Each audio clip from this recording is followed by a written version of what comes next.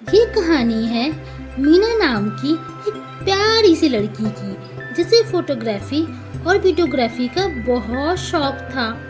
अरे यार, इस दो कौड़ी के फोन में एक भी फोटो अच्छी नहीं आती है। न जाने कब मेरे पास नया कैमरा आएगा। तभी वहाँ से मीना की माँ पल्लवी आ जाती है। अरे बेटा पल्लवी, फोटो ही खींचती रहोगी या फिर खाना भी खाओगी? माँ, मैंने आपसे कितनी बार कहा है मुझे एक कैमरा दिलवा दो ना, लेकिन आप तो मेरी सुनने को तैयार ही नहीं है। बेटा, तेरे एक कैमरे का दाम भी तो 10 कैमरे के बराबर है।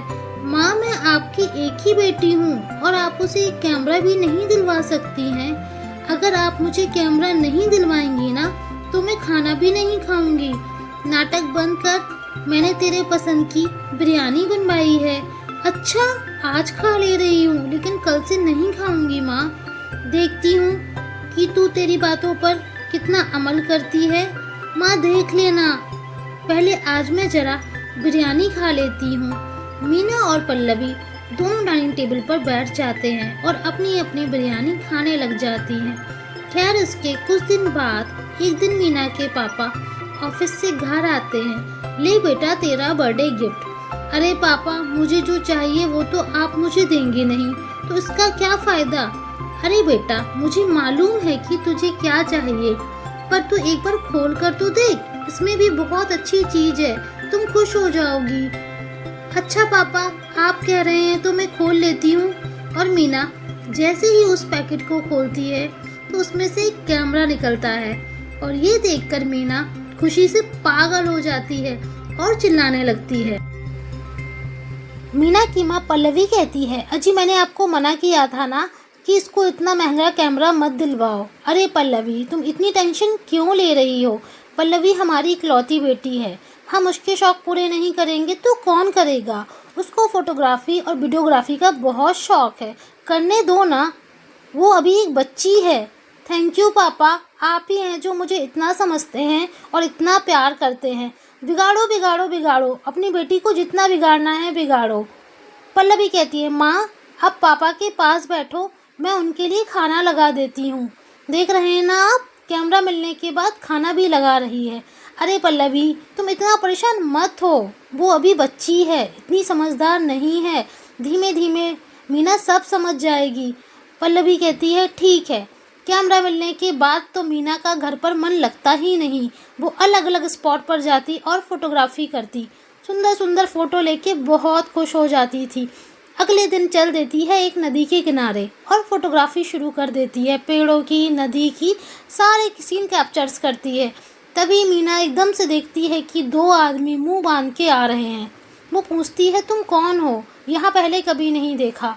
दीपक बोलता है कि जाने मन तुम मुझे नहीं पहचानी, मैं अभी बताता हूँ कि कौन है। मीना को कुछ समझ नहीं आ रहा था, वो उसको धक्का मार के कैमरा लेके भाग जाता है। मीना बेचारी गिर जाती है और पत्थर उठाती है, पत्थर से उन दोनों के सिर पर वार करती है। पत्थर जाके दीपक के सिर पर लग जाता है और मीना फिर हिम्मत करके धीमे धीमे चल के कैमरे के पास आती है और कैमरा अपना उठा लेती है। दीपक को बहुत तेज गुस्सा आता है और वो कहता है, तूने जो किया ये अच्छा नहीं किया, मैं तुझे अभी इसका पश्चाताप कराऊंगा। कैमरा छीनने लगता है मीना के हाथ से और उसको धक्का मार देता है। मीना जाकर बेचारी नदी में गिर जाती है। दोनों वहाँ से फरार हो जाते हैं और मीना बेचारी चुड़ैल बन जाती है। उसका गुस्सा इतना ज़्यादा बढ़ जाता है कि उसको कुछ समझ नहीं आता। वो कहती है, एक तो तुमने मेरा कैमरा छीन लिया जो मेरे पापा ने मुझे दिया था, और दूसरा मुझे चुड़ैल बना दिया। दीपक, जब तक मैं तुमको मार नहीं दूंगी मुझे चैन नहीं आएगा। यहाँ मीना के मम्मी पापा बहुत परेशान होते हैं, मिसिंग कंप्लेन कर देते हैं, चारों तरफ उसे ढूंढते हैं, पर मीना का कोई अता पता नहीं मिलता है। मीना तो चल देती है दीपक की तलाश में, जिसने उसको चुड़ैल बना दिया था।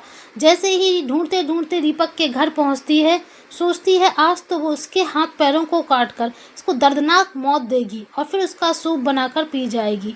दीपक बड़े आराम से सो रहा होता है कि मीना उसके सामने जाके प्रकट हो जाती है। दीपक एक मिनट के लिए भौचक्का हो जाता है और बात बनाते हुए कहता है, अरे मीना, क्या तुम मेरी पुरानी वाली गर्लफ्रेंड तो नहीं हो? मीना कहती है कि तुम मेरा ध्यान भटकाने की कोशिश ना करो। शक्ल भी तुम्हारी इतनी अच्छी नहीं है कि तुम्हारी कोई गर्लफ्रेंड हो सकती है।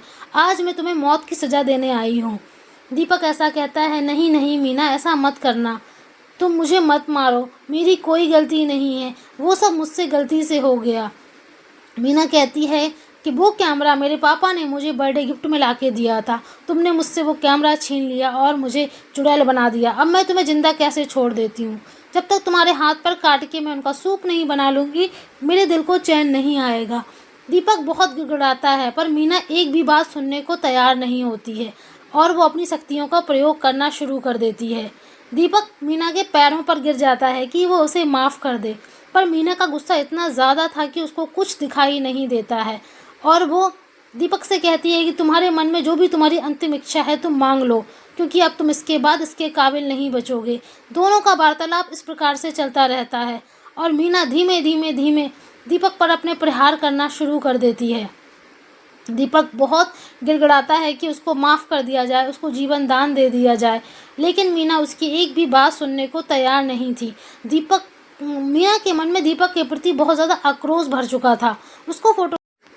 मीना अपना बदला पूरा कर लेती है और दीपक के टुकड़े टुकड़े करके वहाँ से जाने लगती है। तभी उसको याद आता है कि उसको फ़ोटो खींचना था और दीपक के मृत शरीर की वो अपने कैमरे में फ़ोटो कैप्चर करके वहाँ से हमेशा हमेशा के लिए